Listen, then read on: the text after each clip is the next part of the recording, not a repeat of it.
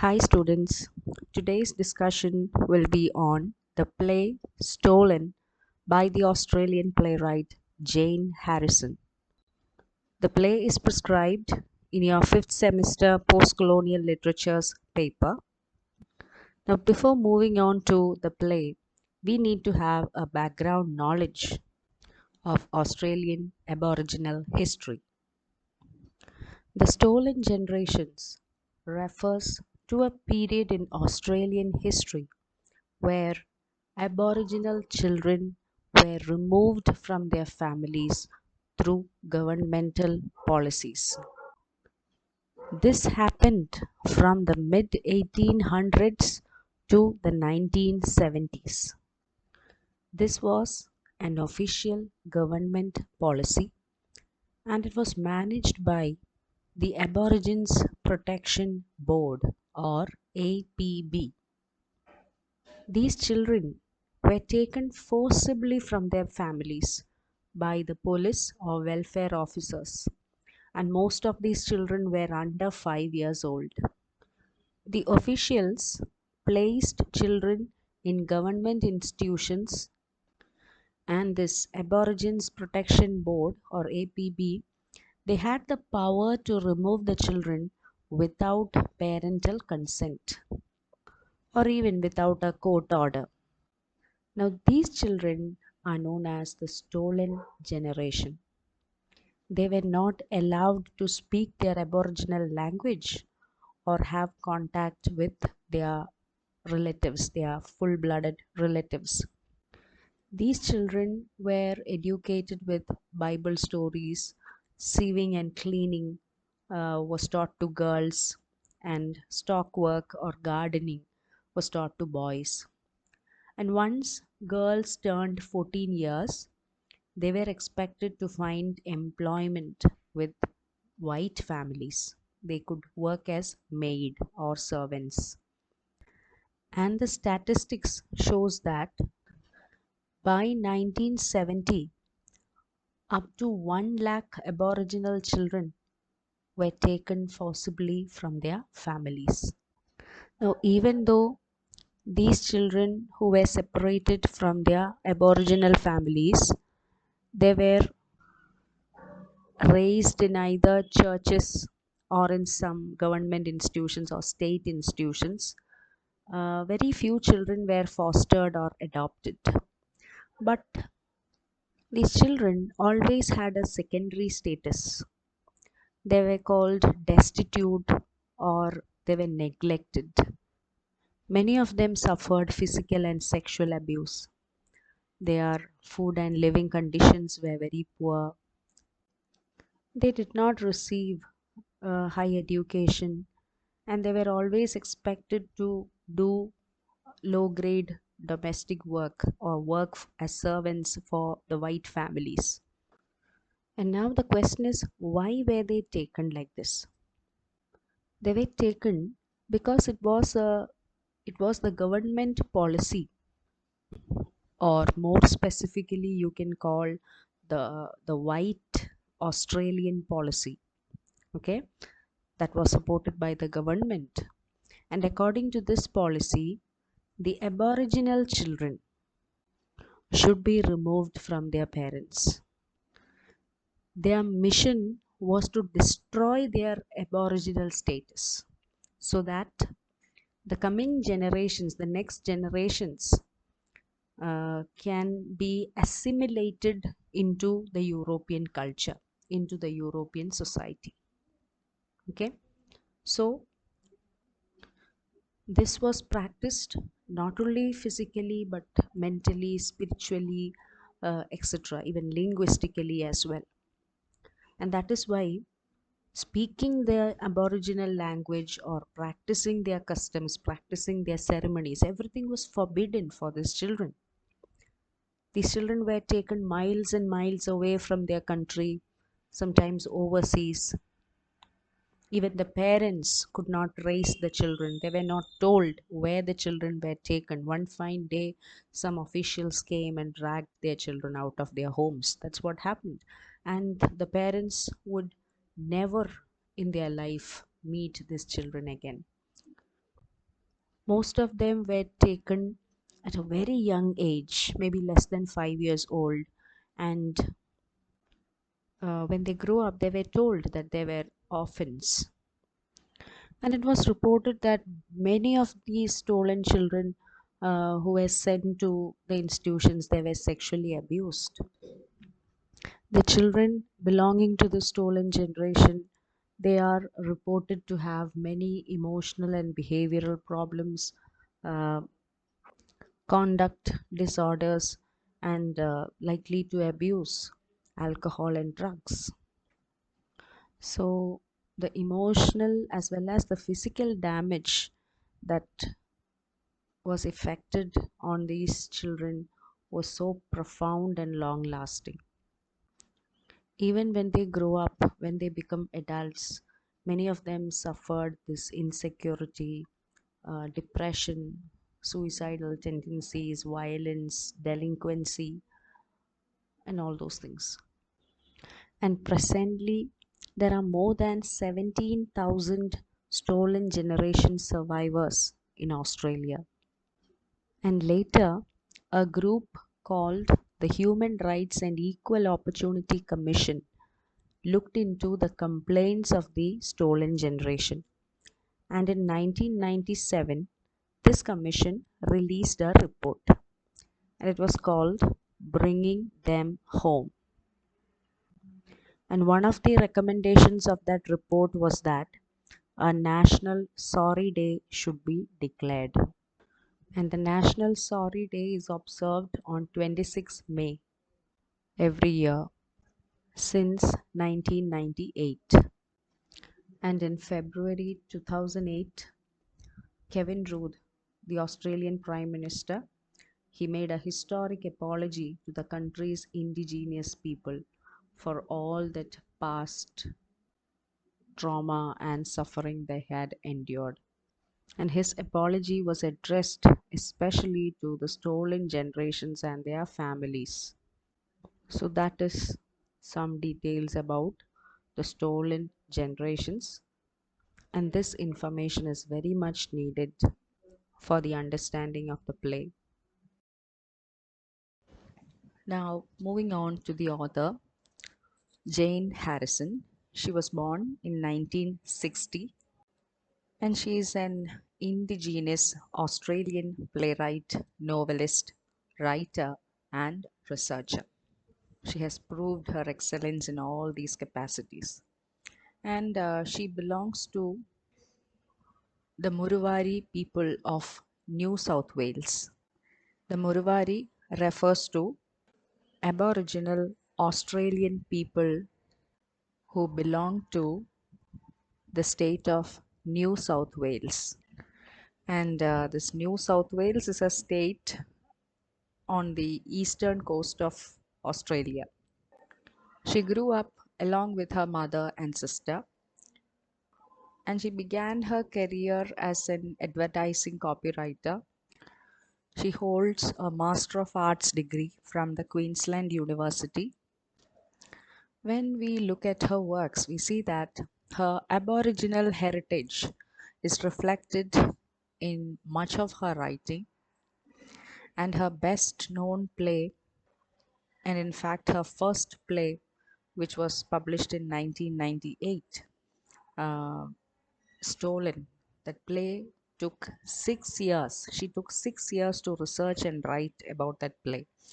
And it tells the story of five Aboriginal children who were removed from their families and they were placed in other institutions. So these children, these five children, belong to the stolen generation. Another play, Rainbow's End, that is also about the indigenous heroes of the 1950s.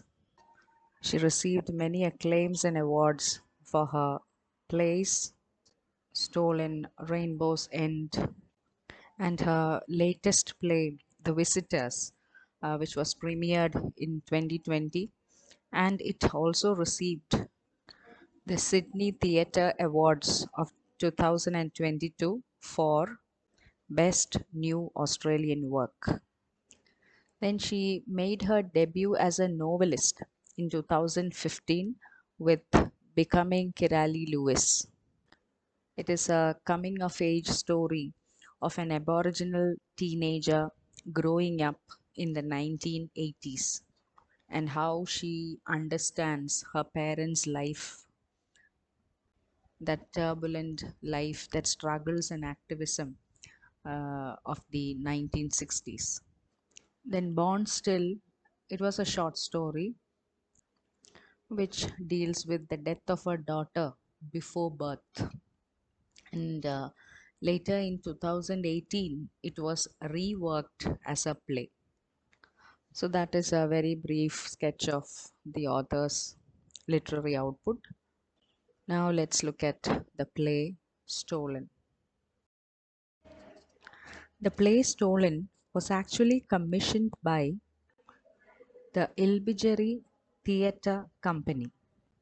It was formerly named as the Ilbijeri Aboriginal and Torres Strait Islander Theatre Company. And this is a theatre company based in Melbourne, and it creates plays creatively controlled by indigenous artists. This theatre company was founded in 1990. So it was this theatre company which commissioned Jane Harrison to write a play about Aboriginal suffering. So it was commissioned in the year 1993, and it took 6 years for a full production of this play to be premiered at Malthouse Theatre in Melbourne in the year 1998. And since then, it had been played annually in Australia, and it has been touring to the UK, Hong Kong, Tokyo, etc. The play Stolen tells the story of five young Aboriginal children who were forcibly removed from their families. And these children are Sandy, Ruby, Jimmy, Anne, and Shirley. So, through this play, the author is allowing us into their lives, and they are sharing with the audience their personal and unique experiences of life. The play tells us about the devastating impact that this removal from their family has on each of these characters, each of these children. The play begins with these characters as children, but when the play ends, we see them as adults finding their way home. Now, in order to understand this play better, we have to imagine for ourselves such a situation. Like, just imagine if someone you don't know come to your house and then forcefully takes you or your brother or your sister, forcefully they are taken away. How will we take it? How will we feel it if this happens to one of our family members? We haven't done anything wrong. We don't know. We cannot understand what is happening. You'll be in a very complicated state. You'll be devastated. You'll be frightened. It will be a traumatic experience. Now, this play do not have a linear structure. That means, like in the conventional plays, we don't have the division of acts or scenes or that order in the flow of time. Such conventions are not observed in this play. And in this play, you find many events that has traumatic effects, events that destroyed and dismantled the lives of these characters. And we see that once upon a time, These children had a good life, a happy life with their families. Even though they had some constraints, they were happy, they were comfortable, they were safe. They felt life as so fulfilling. But after some events that is described in the play, their life was just pulled apart. They were taken to bits. All that happiness that they enjoyed was completely demolished. So you see that destruction, that dismantling that happened in the lives of these characters, and we can correlate that to the structure of this play as well. And that is why I told you that there is a non-linear structure that is followed in this play. So in the content level as well, you can analyze it.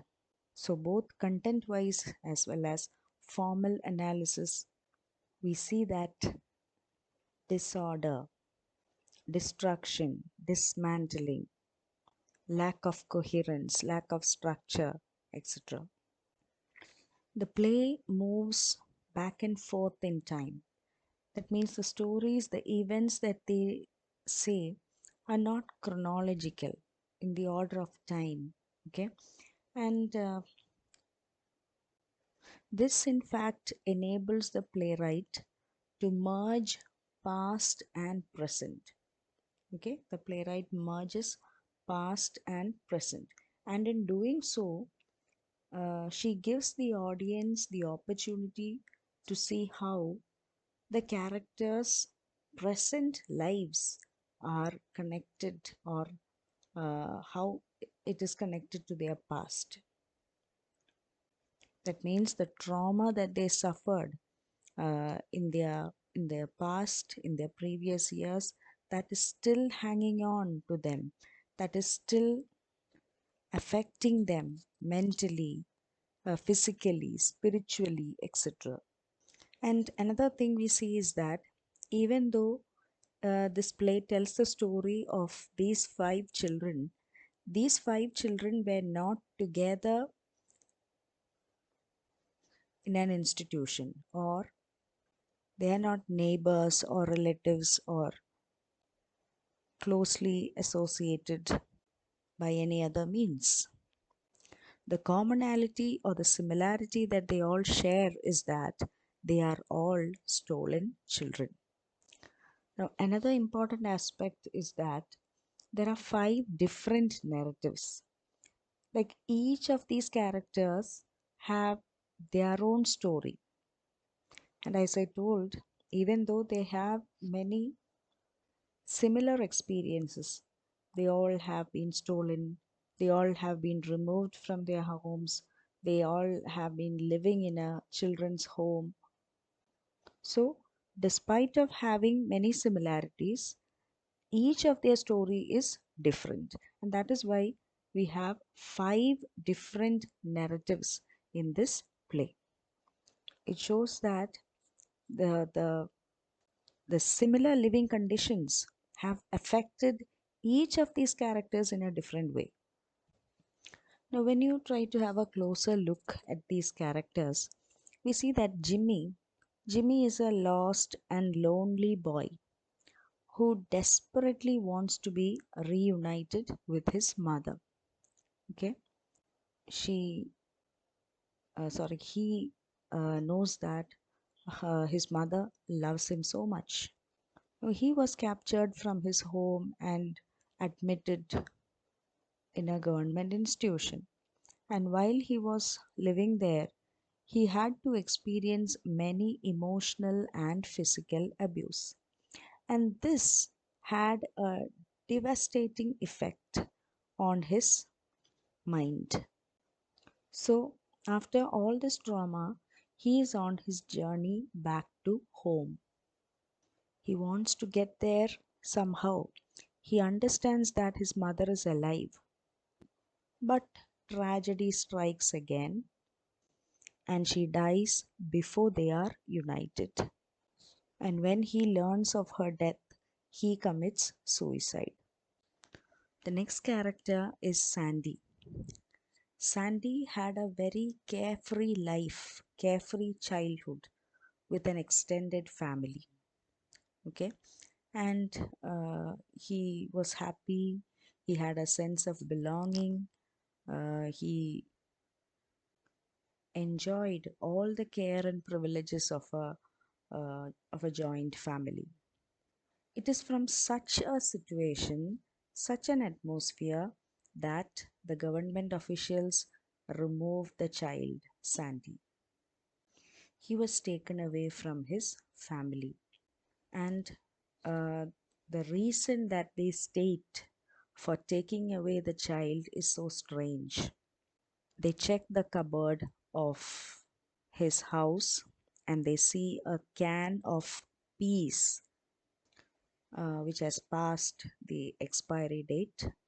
So, these government officials accuse his mother and tell her that she is unfit to raise her children. They tell her that she lack that maternal capability to take care of children. Now, this character Sandy, we see that he's always on the run. He's searching for a place to call home. He was never reunited with his family, but quite different from the other characters, especially Jimmy. Sandy finds inner peace. He realizes that, like Mother Earth, I have to heal myself. When you find peace with yourself, nobody will be able to disturb you. Nobody will be able to take away anything from you. So he attains that state of mind. And he always says, I carry my home with me. So that means wherever I am, that is home to me. I'll get accustomed to that place. I'll get adapted to that environment. So that is Sandy. Now, the next character is Shirley. Shirley is also a stolen child, and later she becomes a mother, and she has two children, Kate and Lionel. But the irony is that her two children, Kate and Lionel, they also are stolen. And by the time she reunites with her family, she's a grandmother. She has gone through all those traumatic experiences for herself, and she also has seen her children suffering the same fate. So, in order to forget all this, she knits. And we see that she has been carrying this pain for 25 years. She knows, she fears that any time, any moment she may break down. But still, she's optimistic about the future. Now, next character is Anne.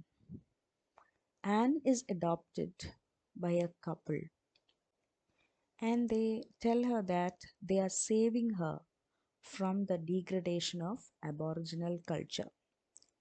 And they raise this child as their own daughter, but uh, one fine day they are forced to reveal that her Aboriginal mother is ill. Now, this places Anne in a conflict because it is for the first time that she comes to know that she is of Aboriginal origin, that she is adopted, she has a biological mother. So, all these truths just pounds upon her all of a sudden. And this knowledge raises many complex questions about her identity. So, that situation is not as easy and simple or a very quick happy ending like that we see in films. It is a very complicated situation. So here, along with Anne, the audience will also be wondering how is she going to cope up with that situation? How is she going to resolve that conflict? And the next character is Ruby. Ruby's innocence is stolen from her when she is sexually abused. And as a result of that event, of that tortured experience, she always hears that cruel and degrading voices reverberating in her head. And we see this character, Ruby, moving on to madness at one point of time. But later, she's lucky enough to get reunited with her family. But how far is that reunion helping or going to heal her? Now, this is also yet another complicated situation because you are taken away from your home at a very young age. You have very faint memories about your home. You spend so many years with another family or in some other institution or in a completely different traumatic circumstance, and one fine day you get reunited with your family. How will a person take it? See, for that person, maybe the reunion means that she or he or she is back home. He or she is reunited with her biological parents, full blooded relatives.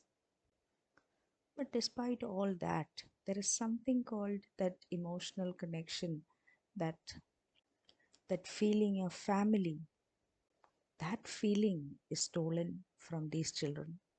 So even when they come back, how far they can accommodate themselves into that family, how far they can accept these people around them, even though they are their biological brothers or sisters or parents or whatever.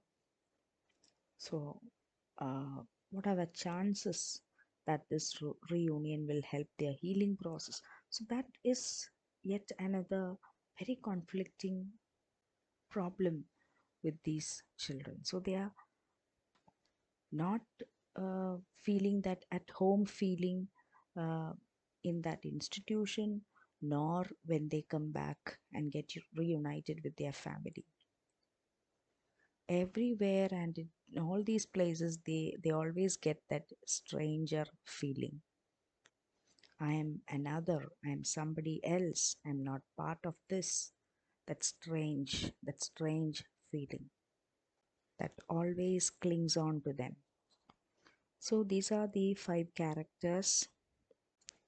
And when you look at the setting also, the setting is done in a very minimalist way. As the play begins, we see five old iron institutional beds, like the bed we see in hospitals, those iron beds. And these five beds represent the five characters, their lives at these institutions. And as I told you, they were not uh, staying together. They all belong to different periods of time, but they all had many similar, or they have gone through many similar situations, episodes in their lives. And of these five beds, Anne's bed is prettier because she was adopted by that wealthy white parents. And then another thing is that we always see that these characters carry suitcases with their life's belongings. Now, in this play, as I told you, there are no uh, linear connection. The play communicates the Aboriginals' experience to the largely non Aboriginal audience. The audience senses are also directly involved in the play. And then another interesting aspect about this play is that the white characters in this play, there are many white characters, but we don't see them on stage. Hmm? We know about their presence through off-stage voices. Through these voices, we understand that they represent the white individuals, and their voices have so much of power on the children's lives. So it's like an unseen presence. Now, this is a technique used by the playwright. Like the white characters, they are unseen, and that allows the Aboriginal people to be foregrounded, to be brought to the center. And there is no dialogue, no meaningful dialogue between uh, the black and white people within the play. And it shows, it is again another suggestion that the communication between these two, the races, the black and the white, it is impossible. How long they communicate, how effectively they communicate, anyway, it's not going to better the lives of the Aboriginal people, the Aboriginal characters. So that is something, again, the playwright is trying to bring forth. Another important feature is that silence. The use of silence is very important. Verbal communication is used, verbal language is used, but uh, there are also a lot of emphasis on gesture, on facial expression, on silence, etc. And we see that the use of Aboriginal language is very less in this play than in other plays written or played in Aboriginal theatre. Here, the use of Aboriginal language is very less, and that shows that uh, in these government institutions where these stolen children were admitted, they were forbidden to use Aboriginal words, because we know that the removal of Aboriginal children from their families was not due to government's concern for their well-being, but it was due to government's plan to silence and eventually destroy Aboriginal culture. Then the style of the play is direct and simple, and there are very few stage directions. And as I told earlier, it lacks any clear structure in terms of plot or character development. It is rather these events, these episodes that link them. Another aspect is that even though the play deals with a very serious theme, uh, there is humor used in the play. In spite of having many distressing events, the play's message is more effectively communicated through episodes of uh, humor. For example, we see that at times the characters laugh at their own predicaments. That, in fact, shows their resilience, their capacity to survive any oppression. Then the play also shows the transformation that happens to these characters. Like, for example, Jimmy, the character, the personality of Jimmy dramatically changes as he grows older. Like, while as a child, he lived a very lively, he was a very lively and laughing kid.